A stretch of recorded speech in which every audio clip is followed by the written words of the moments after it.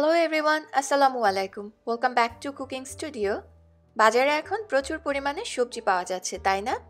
শীতের সবজি মজার উপায়ে খাওয়ার পন্থা নিয়ে আজ হাজির হলাম। তৈরি করে দেখাচ্ছি ভেজিটেবল হটডগ। যেসব বাচ্চারা সবজি খেতে চায় না, তারা এই হটডগটা একটা খেয়ে আরও একটা খেতে চাইবে। এছাড়া খুবই অল্প তেলে তৈরি করা হয়, তাই এটা অনেক স্বাস্থ্যকরও বটে।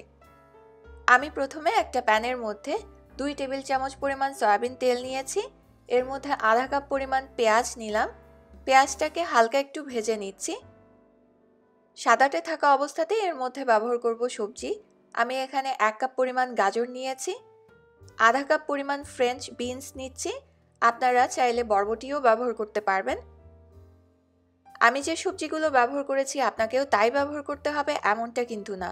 আপনার ঘরে যে টাইপের সবজি থাকে সেটা দিয়েই কিন্তু এই রেসিপিটা আপনি তৈরি করতে পারবেন। রসুন বাটা দিলাম 1 চা চামচ, আদা বাটা দিলাম 1 চা চামচ, মরিচ গুঁড়া দিলাম 1 চা চামচ, আপনারা স্বাদ অনুযায়ী দিবেন। সাধারণত যে কোনো রান্নায় আমরা মশলাটা আগে কষিয়ে নিই, কিন্তু এটায় মশলা কষানোর কিছু নেই। এই সবজিটার সাথেই মশলাটা ভাজা হয়ে যাবে। এবার আমি 3 ধরনের ক্যাপসিকাম দিয়ে দিচ্ছি, এখানে প্রায় 1 কাপের মতো আছে। আপনারা যে কোনো 1 কালারের ক্যাপসিকামও ব্যবহার করতে পারবেন। একটা বড় সাইজের টমেটো কুচি করে কেটে দিয়ে দিলাম। লবণ দিয়ে দিলাম স্বাদ মতো। এখন আমরা সচরাচর যে কোনো সবজি যেভাবে ভাজি করি সেভাবে করে এটাকে ভাজি করে নিব। প্রয়োজন পড়লে একটু পানি দিতে পারেন আর ঢাকনা দিয়ে ঢেকে দিতে পারেন। সবজিটা সিদ্ধ হয়ে আসলে এর মধ্যে একটা বড় সাইজের চটকে নেওয়া সিদ্ধ করা আলু দিয়ে দিলাম। এছাড়াও আমি ব্যবহার করব 1 কাপ পরিমাণ রাজমা ডাল বা রেড কিডনি বিনস। এটা আপনারা ফ্রেশটা ব্যবহার করতে পারেন। সেই ক্ষেত্রে সারা রাত ভিজিয়ে রেখে পর্যাপ্ত পরিমাণে পানি দিয়ে ভালোভাবে সিদ্ধ করে নেবেন। আবার আজকাল ক্যানের মধ্যেও কিনতে পাওয়া যায় সিদ্ধ করাই, আপনারা চাইলে সেটাও ব্যবহার করতে পারেন। এটাকে পানি ছাড়া বেটে অথবা ব্লেন্ড করে নিতে হবে। আর আপনারা চাইলে এটা বাদও দিতে পারেন, তবে যদি ব্যবহার করেন তাহলে খেতে হটডগটা বেশি ভালো লাগে। আধা চা চামচ পরিমাণ অরিগানো দিয়ে দিলাম। স্বাদ মতো দিয়ে দিলাম ধনিয়া পাতা কুচি। এবার এই সব কিছুকে একত্রে ভালোভাবে মিশিয়ে নিচ্ছি। মিশিয়ে নেওয়ার পরে দেখবেন যে এটা একটু নরম টাইপ হয়ে আসবে। ঠিক সেই পর্যায়ে এটাকে চুলা থেকে নামিয়ে নিতে হবে। মিশ্রণটা ঠান্ডা হয়ে গেলে এর মধ্যে বাইন্ডিংয়ের জন্য আমি দিয়ে দিচ্ছি 3টা পাউরুটির গুঁড়া।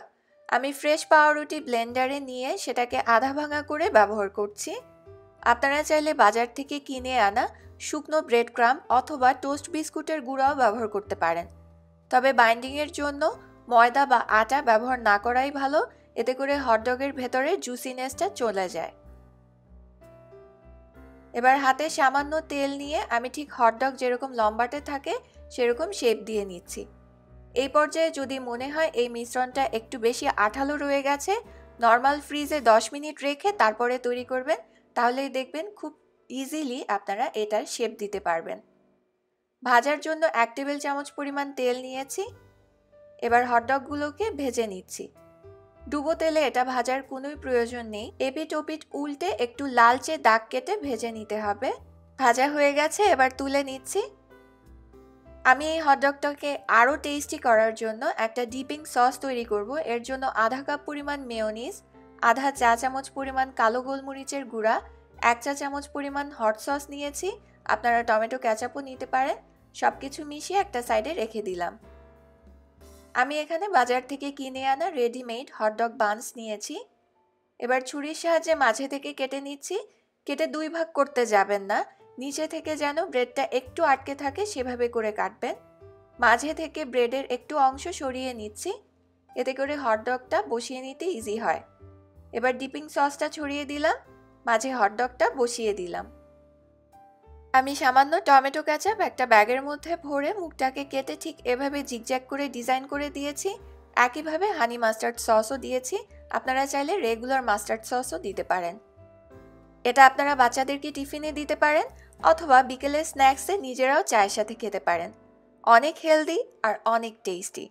বানিয়ে দেখবেন, আশা করছি ভালো লাগবে। আজকে এখানে বিদায় নিচ্ছি। আপনারা খুব ভালো থাকবেন। আল্লাহ হাফেজ।